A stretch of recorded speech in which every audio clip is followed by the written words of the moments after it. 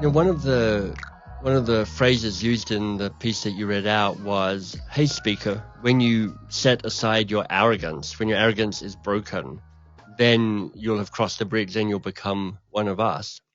So here's my question for you, Riaz. Where were you arrogant, and what was it that helped you shift from arrogance to, I guess, the where we strive to be is humility, to a place of humbleness? I'm curious to know where the arrogant edge was you when it was there. Arrogance for me as an interviewer would show up with how I approach the conversations. For example, if there was a big name or a big conversation, I would think, how do I come across great in this? Right. And I would come up what I believe to be the best questions to ask this figure to show off, how much research I did or how emotionally intelligent I can be. Right. And then the success marker, I'm meticulous with watching playback. And I would watch it and I would say, yep, check. That was a success because I asked all of the questions I wanted to ask. And then the emotional component, to me, is some of the most interesting guests. The way this shifted from arrogance to humility came in the green room. And one of the simple questions, and this is why I love your book, The Coaching Habit, because one of your 7 questions talk about what's on your mind. Yeah. And there have been some really powerful interviews with guests surrounding mental health, the ones that have dealt with adversity of life-threatening health risks, of before I even enter with my energy and my curiosity is to just pause and feature that look at you is greater than look at me. And I would ask guests, what's on your mind? And that question would allow me to prioritize their priorities. And if they gave me something that I hadn't researched, the interview shifted. Right. And that's when these courageous reveals would start to be unlocked. And I started to understand it's not about me. It's not about my questions. It's about this message they have to share. And the goal is to unlock it. In TV, you only have 5 to 6 minutes to unlock as much as possible, but give them that space in the green room so they trust you. Right. And then reveal something powerful so the audience wins and their message connects on a deeper level. I mean, that ability to create connection and trust, I mean, this is in part what your new book is about as well. How do you accelerate that? Because, sometimes you get lucky and there's a connection and you're like, I know we're going to hit it off. But, if you're a professional interviewer, you can't leave that to chance. You're like, my job is to accelerate trust and accelerate connection. And, what I hear you already saying is kind of, meeting them in the green room, which can be a literal thing, but also a metaphorical thing, and kind of being present to who they are.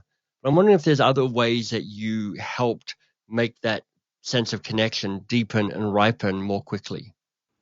It comes down to the recognition and patterns I'd watch after 17 years of interviewing people for a living, that there are 3 questions we ask ourselves the first time we meet someone. And those questions are, do you care about me? Are you listening to me? And can I trust you? And I believe the amount of research we could do to delve into somebody's work and research maybe experiences they've had, columns they've written to understand where they're at and get specific shows that caring piece. Right. The idea of simplicity with our curiosity of asking that initial question and then getting out of the way and then digging deep proactively with follow-up questions conveys that powerful listening, where they'll be more engaged thinking, okay, they're picking up on what I'm giving them, as opposed to running down the list of questions that they had for me. That's so annoying when that happens, when they're like, I've just opened up a beautiful doorway for you. We could walk through this together. And the interviewer goes, that's not my next question. Sorry about that. I've got something else to ask you. You're like, it's a missed opportunity. It's so true. And the funny thing is, Michael, being on the other side of the interview, I can spot it now. Mm-hmm. Like for me, I would always pride myself. If an author was coming in, I'm like, I have to read their book. Right. Because otherwise, I'll just read the talking points the PR person gave. You've probably given out those talking points. What's the point? Yeah. What's the point? Yeah. And, you can tell when someone's done a deep dive into the work and when they have it. I can spot it now. So that listening piece is really important. And the idea of can I trust you? I really credit Darren Hardy, the former publisher of Success Magazine and author of The Compound Effect, which is another great book that I love.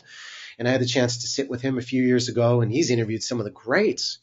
And I said to him, I'm like, Darren, like, what's your secret? Like, how do you get people to trust you? And he said two words that stick with me and really helped me navigate my approach. He just said, go first. And he said, if you want people to trust you, Riaz, go first and share something raw and candid and show you trust them. Right. And create that safe space. I love that. And I thought that was brilliant. And then he said, if you want to motivate people, go first and understand what motivates them and help them achieve that. Right. And then you'll have trust and connection because people will understand, yeah, this person cares about me. Yeah, they listen to me because they're helping me achieve my goals.